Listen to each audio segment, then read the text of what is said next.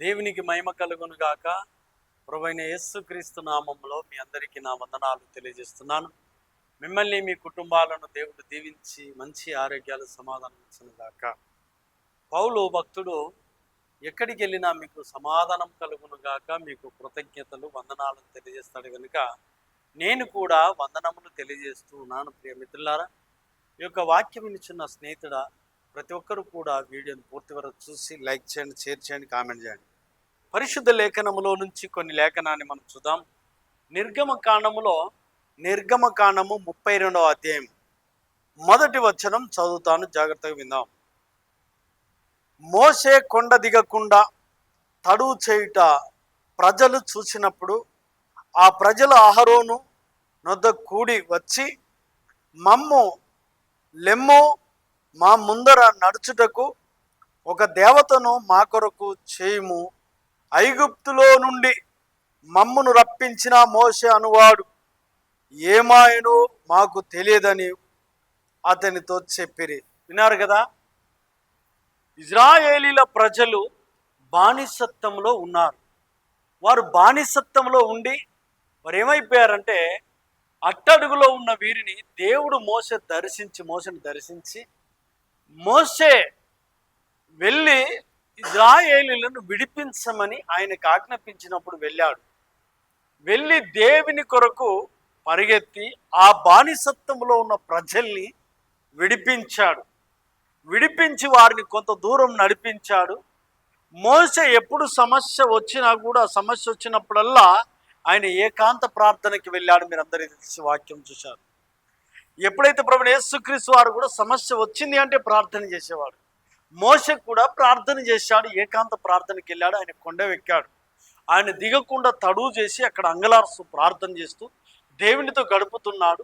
దేవుడు ఏ నియమ నిబంధనలు ఇస్తాడో, ఏ నియమ నిబంధనలు ఇస్తే ప్రజలకు ఏది బోధించాలో, ఏది కావాలో ఆహారాన్ని సిద్ధపరుస్తున్నాడు, ఆత్మీయ ఆహారాన్ని సిద్ధపరుస్తున్నాడు మోషే కొండ మీద.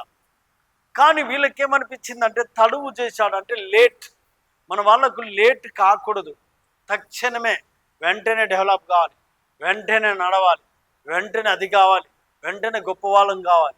కనుక ఈయన కాస్త అక్కడ దేవుని మాటలు వింటూ ఆ యొక్క దేవుడిచ్చిన ఆజ్ఞల యొక్క పలకలు రాసిన దాన్ని పట్టుకొని రావడానికి ప్రయత్నం చేస్తుండగా అప్పటికి వారు ఏమైపోయి తెలుసా, అప్పటికి కూడా వారు సనుగుతూ ఇక రాడనుకొని మోషాన్ని వాడు ఏమైందని అహరోను దగ్గరికి వచ్చి ఆయనతో మాట్లాడుతున్నారు. అయ్యా, ఇదిగో వినండి, మాకు ముందు నడచడానికి ఎవడు లేడు. ఆ మోషన్ వాడు ఏమైపోయాడో ఒక దేవతను చేయి, ఆ దేవత మమ్మల్ని నడిపిస్తుంది. వారు పూర్తిగా అజ్ఞానంలోనికి వెళ్ళిపోయారు, జ్ఞానం లేని వారుగా ఉన్నారు. అజ్ఞానంలోనికి వెళ్ళి మిత్రుడా, వారు దైవజనుడైన మోషే ఏమైపోయాడని ఒక్కరోజు కూడా కనీసం ఎతకలేదు. ఒకరోజు కూడా కనీసం ఆయన ఎక్కడున్నాడు, ఏమైపోయాడని ఇంత పెద్ద సంఘములో ఒక్కడు కూడా వెళ్ళి కనీసం నాయకుడు ఏమైపోయాడు, ఎక్కడున్నాడు, ఇంత దూరం నడిపించిన నాయకుడు ఎక్కడున్నాడని ఒక్కరు కూడా వెళ్ళలే. కనీసం ఆలోచన రాలేదు. వాళ్ళకు రాకపోయిన పక్కన ఉన్న అహరోను కూడా ఆ ఆలోచన రాలేదు. కానీ రాకుండా వెతకకుండా ఏం చేశారంటే, వారి సొంత ఆలోచనతో ఒక దూడను చేస్తూ దానికి పూజ చేస్తూ సాగిలపడుతూ ఆనందిస్తూ ఉన్నారు. ఇందులో అహరోను ఏం చేశాడంటే, వారందరినీ పిలిచి మీ భార్యల మీద మీ పిల్లల మీద ఉన్న బంగారాన్ని తీసుకొని రండి అనగానే ఈ అజ్ఞానులు అన్ని తీసుకొని వెళ్ళిచ్చారు. చూసారా, ఇన్ని రోజులు నడిపించిన సేవకుడు, ఇన్ని రోజులు నడిపించిన నాయకుడు, ఇన్ని రోజులు శ్రమపడిన నాయకుడు మోషకి ఏమన్నా ఇచ్చారంటే ఏమి ఇవ్వలే. కానీ ఆరోను అడగగానే త్వరపడి ఇచ్చారు. అది తీసుకొచ్చి దేవతం చేసి దేవునికి విరోధమైన పని వాళ్ళు చేశారు. వాళ్ళు అలా చేయడం వల్ల వారు పూర్తిగా దేవుని వైపు కాకుండా లోకం వైపు తిరిగారు, విగ్రహారాధన వైపు తిరిగారు, ఇష్టానుసారంగా జీవించారు. ప్రియమైన మిత్రులారా, వారు ఏం చేయవలసి అంటే ప్రార్థన చేయవలసిన వారండి. ప్రార్థన మానేసి వారు వెతకవలసిన వారండి. వారు వెతకటాన్ని మానేసి వారికి ఇష్టానుసారంగా జీవించి అహరోను అనే వ్యక్తి కూడా కనీసం ఆత్మీయుడు కనుక కొంచెమైనా ఆలోచించకుండా వాళ్ళతో ఏకీభవించి విగ్రహారాధనలకు లోబడిపోయారు. ఆ మాట దేవునికి వినబడినప్పుడు దేవుడు సనుక్కున్నాడు. అంటే దేవుని హృదయంలో బాధ కలిగించారు వీరు చేసిన విగ్రహాలు.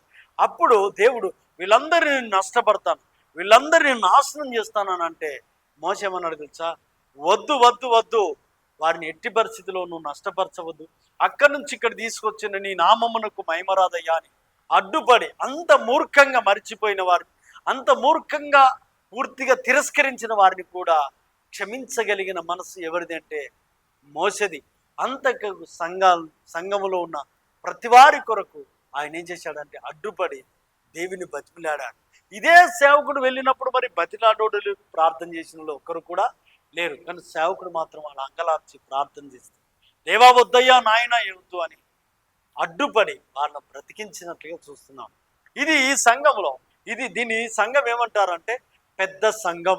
ఏ సంఘం అంటే ఇంచుమించు ఇప్పటివరకు 6 లక్షల జనం అనే సంఘం, ఇదే ఇజ్రాయేలీల సంఘం, పెద్ద సంఘం. ఈ సంఘములో వారు ఏం చేశారంటే పూర్తిగా ఇష్టానుసారంగా జీవించారు. ఇంకొక సంఘాన్ని చూద్దాం. అపోస్తుల కార్యములో మరొక సంఘం ఉంది, ఆ సంఘాన్ని చూద్దాం. ఈ సంఘ కాపరి కొరకు వాళ్ళు ఏం చేశారు, ఆ సంఘ కాపరి కొరకు వీళ్ళు ఏం చేశారో ఒకసారి మనం అపోస్తుల కార్యము 12వ అధ్యాయాన్ని మనం ధ్యానం చేద్దాం. 5వ వచనం. పేతురు చెరసాలలో ఉంచబడెను. ఏం చేశాడట? పేతురు చెరసాలలో ఉంచబడెను. సంఘమైతే అతని కొరకు ఆసక్తితో దేవునికి ప్రార్థన చేయుచుండెను. దేవునికి స్తోత్రం. ఆ సంఘం ఏం చేసింది అంటే సేవకును మరచిపోయింది. ఈ సంఘములో ఏం చేశారంటే ఆది అపోస్తల సంఘములో వీరు ఎప్పుడైతే పేతురును తీసుకెళ్లి చెరసాలలో వేశారో సంఘం అంతా కూడుకొని ప్రార్థన చేసింది. సంఘం అంతా ఏక మనసు కలిగి ప్రార్థన చేశారు. మేడగది కలిగిన ప్రార్థన, మేడగదిలో ఎలాంటి అనుభవం కలిగిన ప్రార్థన చేశారో సంఘం అందరూ కూడుకొని వారు ఏక మనస్సు కలిగి ప్రార్థన చేశారు. ఏక మనసు కలిగి ప్రార్థన ఎవరికైనా మా సేవకుడు రావాలి, మా సేవకుడు ఆరోగ్యకరంగా ఉండాలి, ఏ హాని జరగకూడదు, ఆయనకు మరణ భయము, ఆ యొక్క చెరసాలలో ఉన్నాడు కనుక అతను త్వరగా రప్పించు ప్రభు అని సంఘమంతా కన్నీళ్లు గార్చి ప్రార్థన చేసింది. నేటి సంఘము చేయవలసిన పని ఏంటిది? ఆ రోజు పెద్ద సంఘం అని పేరు చెప్పుకున్న ఆ యొక్క ఇజ్రాయేల్ ప్రజలు సేవకుని నిర్లక్ష్యపరిచారు. మరి అలాగే ఆది అపోస్తుల సంఘము సేవకుని పట్ల ప్రాణం పెట్టడానికి సిద్ధంగా ఉన్నారు. అపోస్తులైన పౌలు కొరకు ప్రాణం పెట్టిన ప్రజలు ఎంతోమంది మేము ప్రాణమైన పెడతామని పౌలును కాపాడుకున్నారు. అకుల పిష్కుల వారు అలాంటి వారు ఎంతోమంది వెన్నంటి ఉన్నారు. అంతేకాకుండా తిమోతి, బర్నబాస్, ఇంకా లూకా చాలా మంది కూడా అపోస్తులైన పౌలుకు సమీపంగా ఉన్నారు, దైవజనులకు దగ్గర ఉన్నారు. వారి కొరకు ప్రార్థన చేశారు, ఆర్థిక సహాయం చేశారు. అదే పేతురు చెరసాలలో పడినప్పుడు సంఘమంతా ప్రార్థన చేశారు. ఈరోజు నీ నా జీవితంలో నువ్వేం చేస్తున్నావు? ఏం చేస్తున్నావు? ఏ సంఘం వలె ఉన్నావు? మొదటి సంఘం వలె ఉన్నావా? ఈ యొక్క ఆది అపోస్తల సంఘం వలె ఉన్నావు? నీ ఇష్టానుసారంగా జీవిస్తున్నావా? సంఘం విషయంలో సంఘము నీ సొంతం అనుకో, సంఘముని ఇష్టానుసారంగా అనుకో, నీకు ఇష్టం వచ్చినట్టుగా వచ్చు, నీకు ఇష్టం ఉన్నట్టుగా జీవిస్తే అది సంఘంలో సభ్యుడు నీవు కావు గనుక ఒక ప్రార్థన యోధుడిగా, విజ్ఞాపన సైనికుడిగా, మెలుకోగలిగిన దాసునిగా, పట్టుదల కలిగిన వ్యక్తిగా నువ్వు ఉండాలని కోరుకుంటూ ఈ నా మాటలు ముగిస్తుంది. God bless you.